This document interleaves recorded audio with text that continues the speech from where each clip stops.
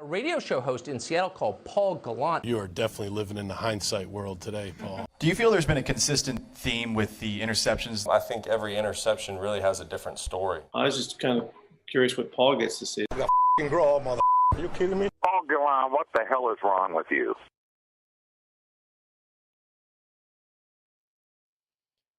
Hello and welcome aboard another episode of the Gallant Says podcast live on Tuesday, January 31st of 2023. You can get this podcast wherever you get your podcasts, Apple Podcasts, Google Podcasts, Spotify, Stitcher, SoundCloud. You can also watch and interact with the show live and ask me anything, youtube.com/Paul Gallant or at twitch.tv/Gallant Says.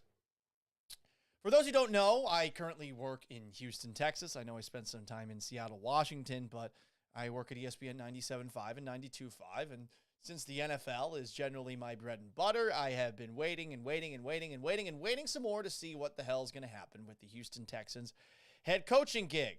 Today, we found out that the Houston Texans did this because they released a tweet announcing something that they had done today. Here it is. We have completed additional discussions with DeMeco Ryans regarding our head coaching position. And then it shows DeMeco Ryans, I guess, resume. It's like a graphic. San Francisco 49ers DC, born in Bessemer, Alabama. He went to college at Alabama. And he's been a coach in the NFL for 6 years and doesn't say his player profile at all. It's a rather limited profile, rather half-assed if we're being perfectly honest. And I think a lot of people thought that we would be seeing the Houston Texans actually making an announcement about who they're hiring as the head coach. So now I think is where people start to collectively freak out. Why the fuck hasn't this actually been finalized? And it's a question worth asking. I would encourage you to not let your worst thoughts creep into your mind and make you feel like DeMeco Ryans isn't going to be the guy. And I'll be honest, it's not like I have some sort of insight here. I'm just trying to compare where the Texans coaching search is to where the other coaching searches are. So the only team that has officially hired a head coach in this coaching search cycle are the Carolina Panthers, who hired Frank Reich, who of course played for them when the team was an expansion team back in 1995. You also have the Denver Broncos, who were supposedly very interested in DeMeco Ryans, but now might be focusing more on Jim Harbaugh after having focused on Sean Payton.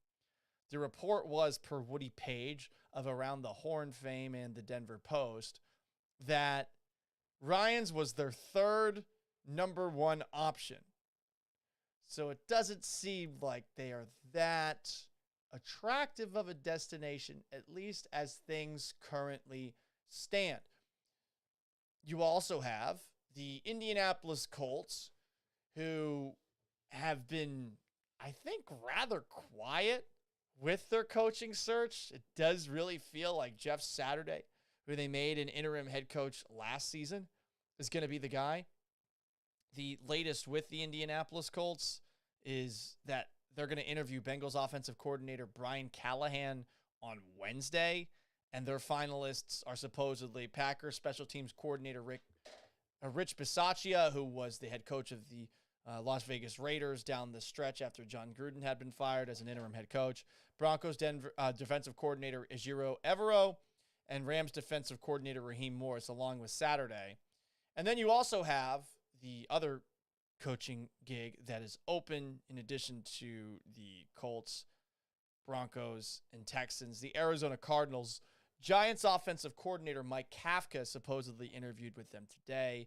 They have asked to interview both Bengals assistant coaches, both Bengals coordinators, offensive coordinator Brian Callahan, and Bengals defensive coordinator Lou Anarumo. I believe that the Texans coaching gig is the second best option. And I'm going to continue to believe that it is the second best option, and not of all of the options that are currently available. I think going into it, it was the Carolina Panthers and the Houston Texans that offered a potential head coach the most in terms of money. And yeah, the Denver Broncos have deep pockets, but also in terms of just overall cap space and flexibility to do what you want with a roster, in addition to having draft capital to actually get somebody good. Texans have more draft capital than the Panthers, but I feel like the Panthers can probably offer you a little bit more. And then it becomes a matter of, do you prefer to live in Charlotte, North Carolina, or do you prefer to live in Houston, Texas? I would pick Houston over Charlotte, but there's some mountain people. I think Charlotte's like kind of close to the mountains or something like that, that maybe go the opposite direction. Maybe people are afraid of the water, hurricanes, etc. They choose Carolina. I don't know. All I can tell you is that I think that the Panthers and the Texans going into this were the best two options, where the Colts are a mess with a crazy person running the show. No offense to Jim Irsay. The Cardinals are a mess. They extended everybody last offseason, Kyler Murray, but also Cliff Kingsbury, their head coach, who they fired, general manager Steve Keim, who they fired or parted ways with. And with that in mind, you see a lot of dysfunction there. And add the Broncos into the mix there too, where it feels like they're not as quick on the trigger as they probably need to be. And maybe you're being a little bit too laissez-faire, perhaps thinking that they're the best coaching job as far as attractiveness in a arrogant, prideful way. You've definitely heard seen a lot of people from Denver that are saying, why would anyone take the Texans coaching gig? And yeah, it's a fair question for someone who's watching this franchise every single day. So we're going to continue to wait, and we're going to continue to wait. I do want to touch on, though, briefly, something that I found very funny over this entire period of time where we have been waiting to see who the next head coach of the Houston Texans will be. There's been a lot of shit reporting that honestly shouldn't even be called reporting. It should be called rumors and conjectures. You're seeing things that have been put out that, sure, were perhaps sourced from people who, at the very least, have some insight into what decisions all of these franchises are making. But are they coming from the most important people involved? It really does feel like, of all the news that's really gotten meat to it, it's generally coming from one of the super national reporters. So we're talking Adam Schefter with ESPN. We're talking Ian Rappaport with the NFL Network. Sometimes we're talking about Jay Glazer with Fox Sports, who does seem to actually have personal relationships with a lot of the people that are in NFL circles. Generally, those have been the guys that have been giving us the most. And that's why I was of the belief that this thing would be wrapped up sooner rather than later between the Texans and DeMeco Ryans. Ian Rappaport tweeted yesterday before the start of my radio show that the Texans and 49ers defensive coordinator DeMeco Ryans could meet as soon as this afternoon. And as the Texans just tweeted out, they might have met yesterday after he handles his San Francisco responsibilities. If all goes well, a hire could be finalized Tuesday or Wednesday, sources say. Their top candidate all along, it appears homecoming is on its way to happening. So Ryans was their top candidate all along. Perhaps a little bit of fan service there if they were looking at a guy who used to play for the team, a guy who has lived here before, and saying, he's our number one from the get-go, even if we have good conversations with some of the other assistants that we've interviewed. Jonathan Gannon with the Philadelphia Eagles, so they had interviewed in last year's coaching search. Shane Steichen, offensive coordinator of the Eagles. Mike Kafka, offensive coordinator for the Giants. Ben Johnson, offensive coordinator for the Lions, who was supposedly interested in the Texans gig or vice versa back in the day. Ryans has been the number one guy from the get-go, which is interesting because then you compare that to an Adam Schefter tweet. The Houston Texans now are expected to pursue 49ers defensive coordinator DeMeco Ryans to try to make him their next head coach. Okay, well, if he's been the top candidate all along, then that was before Saturday, wasn't it? So when you have conflicting details between two people at the absolute top of the NFL reporting world, the people who are getting the breadcrumbs underneath that, not the actual main dish, the main scoop, are probably going to be off more often than not.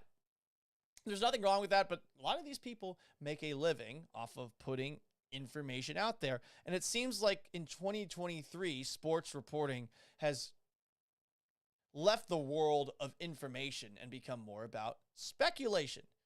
Nothing wrong with that. That's the game I play. But if you're billing yourself as somebody who is to be taken extremely seriously at all times, I don't know, maybe you should be a little bit more correct on a regular basis. And it really feels like everyone has been out of the loop on the Texans coaching search, which makes sense. Nick Caserio plays things literally close to the vest. I don't think that he has the same relationships with some of the people that covered this team in years past.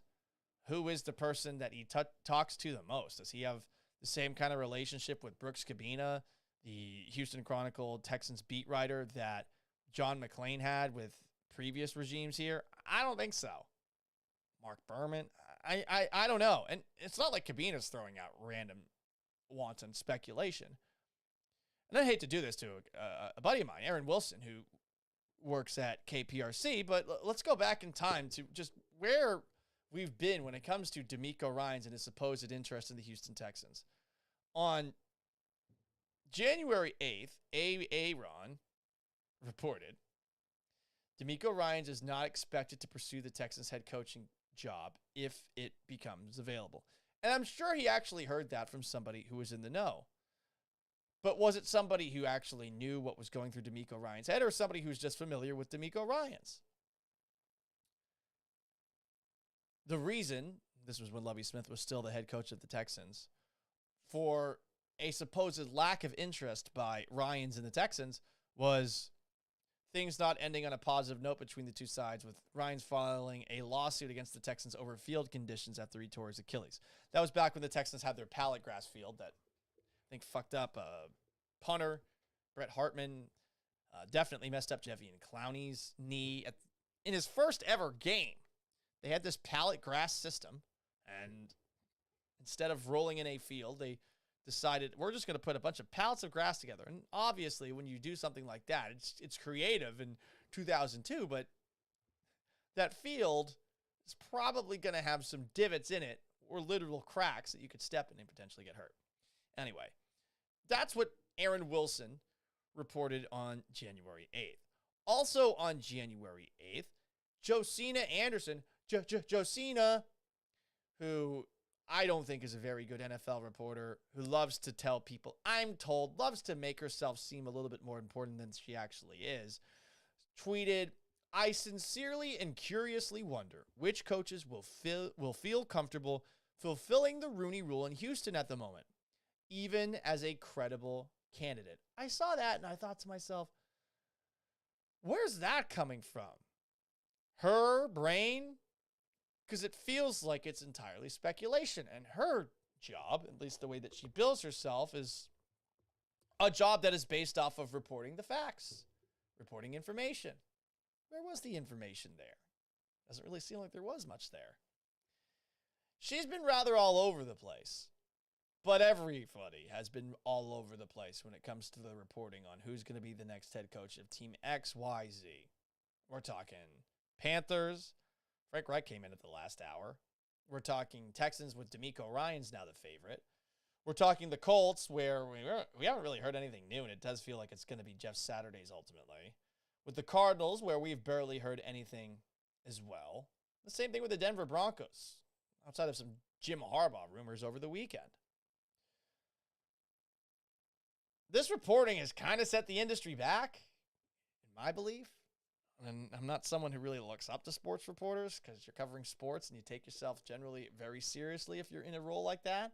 Some people are actually down to earth, cool. They're skeptics too. But, I mean, some of the reporting that we have seen as far as DeMeco Ryans goes with Denver, this is something Ben Albright had tweeted out after that Woody Page report that DeMeco Ryans was their third first guy. Tweeted Albright, to clear up some bad reporting, Harbaugh was and is the top target for Denver. They did pivot to DeMeco Ryans after being rebuffed, their second guy, not third, as errantly stated, and he ultimately decided on Houston. But we're still waiting to see if he's ultimately decided on Houston based off of where we're at right now, right? Some more all over the place reporting. I don't even know what these things mean. And this comes from Josina Anderson.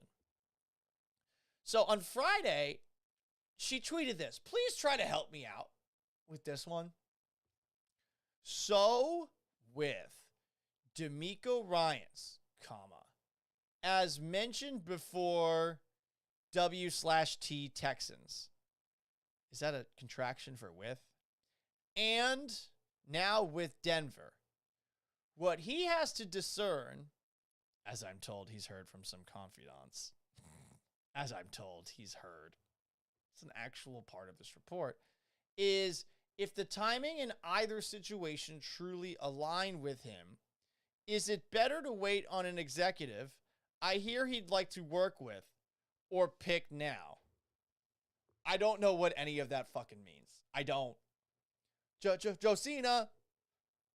She's also tweeted this out over the past couple of days.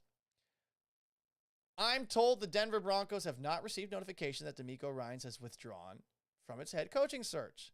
The organization is continuing the process of evaluating candidates per league source. Okay, so that means that the Broncos maybe aren't completely out on DeMeco Ryans. But then she tweeted out this, and I don't know what the fuck this means either. The authorization has gone out from ownership to close the deal per league source. We're all monitoring through the final tape. But didn't we just see from the Houston Texans that they didn't meet with him until, like, today? I'm guessing if you tweet something out at 12:09, it's not something that take place the night before, unless we're talking about, like, an 18, 19-hour interview, which is supposedly what the Denver Broncos gave the Indianapolis Colts gave one of their head coaching candidates in this searching process. Was it Ejiro Evero? Wouldn't that suck too? Imagine you're doing like a fucking 18-hour interview. And I suppose this is what the NFL Combine is, but you're doing an 18-hour interview and you don't even get the fucking coaching gig. that would suck. So here we are. We're in a holding pattern. And I know that a lot of your baser instincts are probably kicking in right now, and you're thinking to yourself, shit, Paul, they're not going to get him. They're not going to be able to finish things up with DeMeco Ryans. And I suppose maybe I should just go on Twitter right now and see if anything is trending. All we have is that top tweet. John McClain tweeted, now that the Texans have completed their second interview with DeMeco Ryans in Houston, they can make his hiring official. That's not a report, is it? Now that they've completed their second interview with DeMeco Ryans, they can make his hiring official. They can, but I don't know. Per Ian Rappaport, the Texans' second interview with 49ers defensive coordinator DeMeco Ryans. Oh, hang on a second. Let's go back. Got to go back to trending. He flew in last night and met with the team's brass this morning. Mark Berman tweeted, same thing. The Texans have completed a second interview with DeMeco Ryans. This is exactly what the Houston Texans had tweeted out themselves. So what the fuck's going on here? Where are we? Where do we stand? A lot of the same people are saying the same thing. Landry Locker, my buddy over at In the Loop. I can't wait for DeMeco Ryans' presser later this week. Going to be a pretty cool experience and hopefully the start of better, more exciting times ahead. Okay, positive tweet. We don't know for sure that it's happening, though. We don't know for sure. I'm still waiting. And I'm not freaking out here. No, I would never. I've never freaked out at all in my life. Not once. Life and sports talk with Jake. LOL. Hire him after that awful defensive performance against the Eagles? LOL. Well, what are you talking about, Jake? How the fuck were the 49ers supposed to compete in that game where they lost their quarterback on the second play from scrimmage? Do you think it was the Eagles, the 49ers defense that lost in the game? Guess how many yards per attempt Jalen Hurts averaged in this game? Second MVP candidate per many. He averaged 4.8 yards per attempt. That's fucking awful. Guess how many yards per carry the Philadelphia Eagles averaged in this game? 3.4. The 49ers defense played well. I'm not going to dump on DeMeco Ryans for what the other side of the football did. Now, if you're looking for reasons to nitpick DeMeco Ryans, Joseph T points out, youtube.com/Paul Gallant, the 49ers defense actually held strong. It did.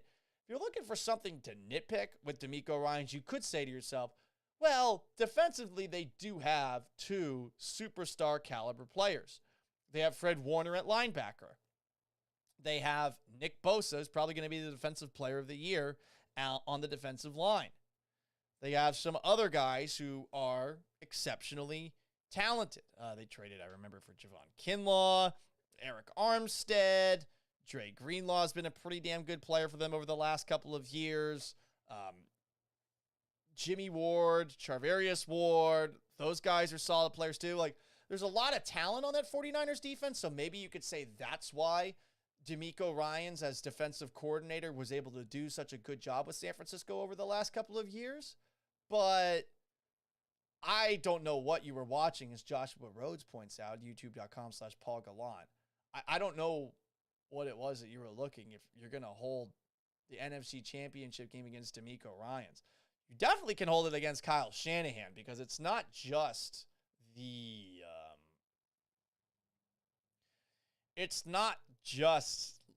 on Brock Purdy as far as some of their offensive struggles. Like, they made some strange decisions, I would think, from a game management perspective over the course of it.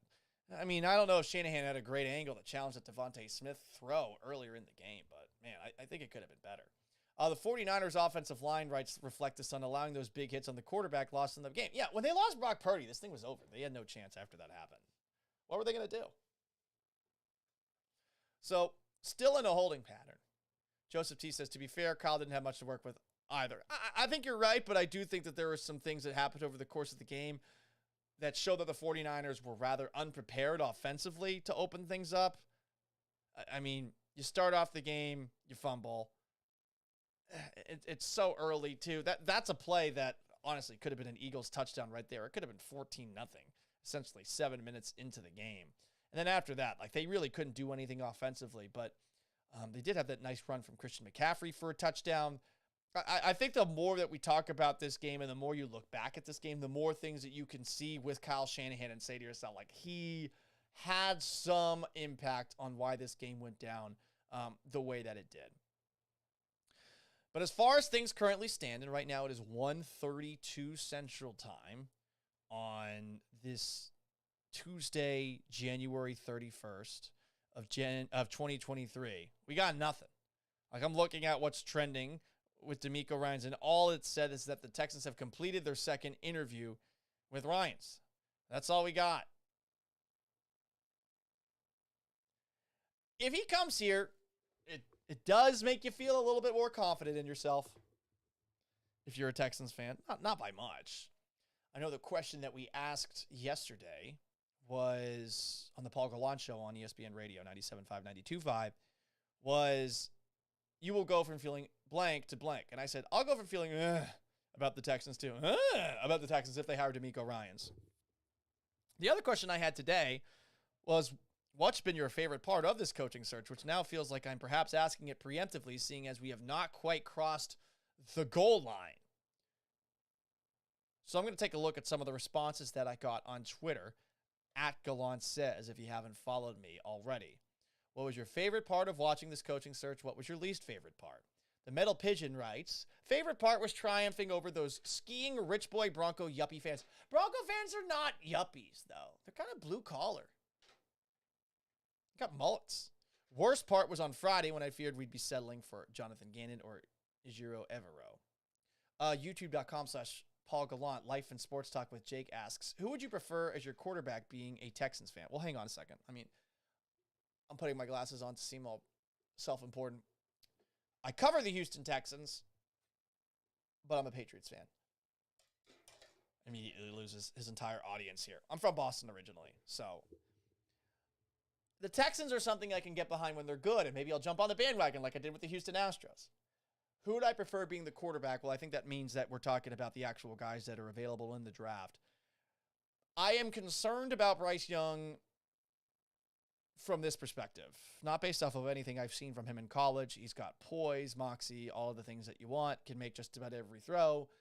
I am concerned with a guy who is sub 6 feet tall, who is probably not much bigger from a weight perspective than me. I'm like 5'11", 178 to 182, depending on the week, depending on how much I've eaten.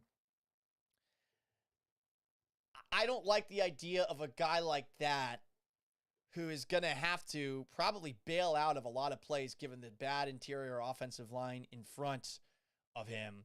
I don't like the idea of a guy like that starting off with the Houston Texans without extra interior offensive line help.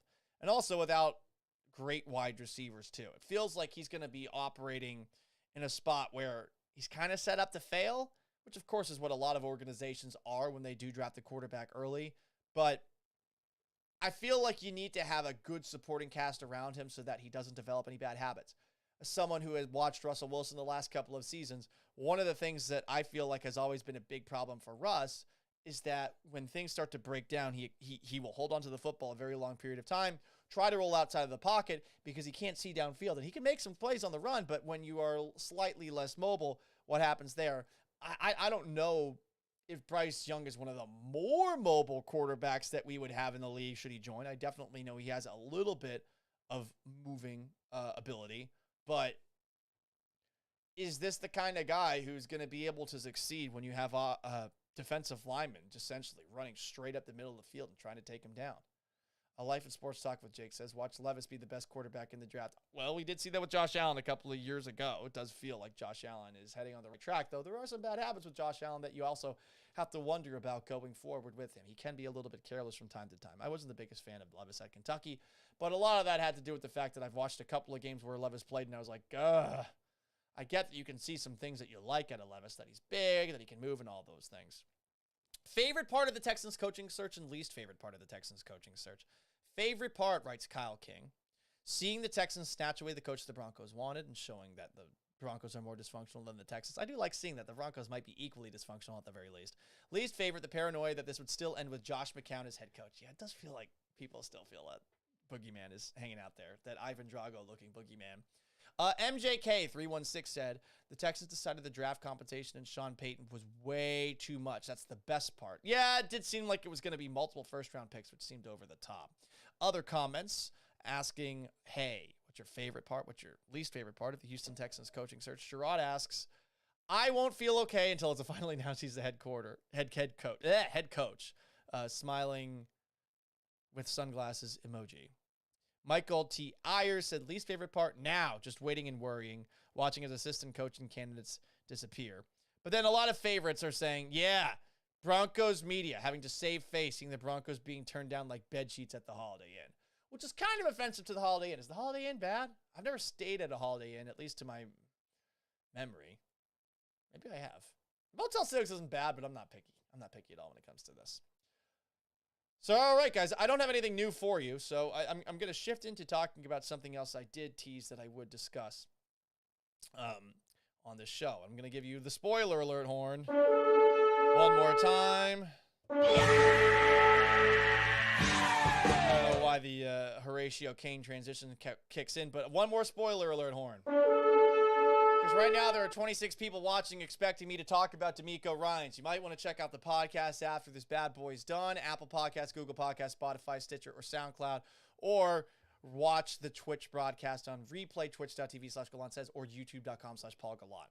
How many of y'all have been watching The Last of Us television show on HBO? How many of you guys have seen it? The last episode that came out on Sunday. And spoiler alert, it was a very good episode. It was different. I'm not somebody who played the video games. I'm not someone who knows that universe particularly well. But it's one of those episodes that received rave reviews to the point that I kind of got annoyed. Was it the best episode of television that I've ever seen? Kind of hard to say that about a television show that's in its third episode, where there's not really a lot at stake, where there's not really a lot of gravitas attached to it at this moment in time. What we ended up seeing was two characters one of them played by Nick Offerman, famously of Parks and Rec, meeting one another in this post whatever the fuck's going on apocalypse and becoming essentially lovers and living together and getting old together. That's really it. We jump a couple of times in years, from one year to another year to another year. And I liked seeing this little side story unfold. And if you haven't seen the episode, sorry for spoiling it, but to give you the spoiler alert horn, I remember watching it and thinking to myself, it's good. It's not great. Why is everyone saying it's like one of the greatest episodes of TV that you've ever seen? Oh, it should win an Emmy. Should it? Why? It was good. But was it great? I don't know. I just never really got that impression from watching it. And since we're talking about television and film and movies and stuff like that, let's briefly talk about, honestly, something that is art. Let's talk about, of course, the poster released by Vin Diesel for the Fast and Furious franchise. The end of the road begins. We're almost there. We can't wait to share a taste of what's coming. The Fast 10 trailer debuts worldwide on February 10th, 8 a.m. Pacific. I love that it's called, the caption on this poster says, "The end of the road begins." The end of the road? Wait, this is the 10th movie. The end of the road begins now? Well, how does it end? And I love the Fast and Furious franchise because it's a cheesy watch, but how does the end of the road begin? Does this mean there's going to be like 2 movies to wrap this thing up? 3 movies to wrap this thing up? 7 movies to wrap this thing up? Will there be a point in time where this show is all about a bunch of guys who are trying to put nitro in their rascals and zooming around town? I'd watch that. But the end of the road begins. I feel like this is a sign that we are 10 movies through an 18-movie saga. And I'm not opposed to it. This franchise has gotten increasingly more fucking crazy by the movie. I hope it keeps on going that way. I do. The end of the road begins. And hopefully we are soon at the end of the road when it comes to the Houston Texans hiring DeMeco Ryans. I appreciate you guys bearing with me. I thought for sure we would have an announcement to make in the middle of this show, and I could react live to it. It does feel like DeMeco Ryans will be the next head coach of the Houston Texans, but honestly, who can fucking say at this point in time? Anyway, big thanks to everybody who joined me for today's episode of the Gallant Says podcast, which you can watch live weekdays 1 to 1:30 on YouTube and on Twitch, youtube.com/PaulGallant, twitch.tv/Gallant Says. I think this is the biggest audience that we have had, so I appreciate y'all joining. We will also have this in podcast form in case you wanted to listen to some of the beginning of it, where I talked about the weird road that we've been on when it comes to the reporting on the DeMeco Ryans head coaching candidacy front. I mean, we've gone from the Texans organization on January 8th being considered racist and not a place for DeMeco Ryans to DeMeco Ryans being expected to be the next head coach of the team, which is a great, great, great transition over the last 20 days. I am much happier now than I was at this point in time. They could actually be getting the guy that they like the most. And even if it is a little bit fan servicey, I'm totally cool with it. Anyway, thank you so much again. If you haven't already, subscribe, rate, and review the Gallant Says podcast, which is on Apple Podcasts or Google Podcasts, Spotify, Stitcher, and SoundCloud if you want to jump aboard it that way. And of course, twitch.tv/Gallant Says, youtube.com/PaulGallant. One last comment to read. Reflect the Sun. Levis, my keyboard warrior take. He'll be a project like Jake Locker or Sam Darnold and won't work out well. It does feel like a lot of people believe that you can have a lot of Josh Allens in the NFL, that a lot of prospects that have his skill set can be, over time, with patience and a little nurturing and a little seasoning, become as good as Allen's been over the last couple of seasons. And I would just tell a lot of people that you're pretty arrogant if you feel like you are able to coach somebody into being that guy. You want to see a lot of those skills already. And specifically, the biggest skill, I think, of all quarterbacks is the ability to be consistent. And I don't see that from Will Levis at this point in time. So long, farewell. Have yourselves a wonderful Tuesday. We will be back at it tomorrow afternoon, 1 o'clock.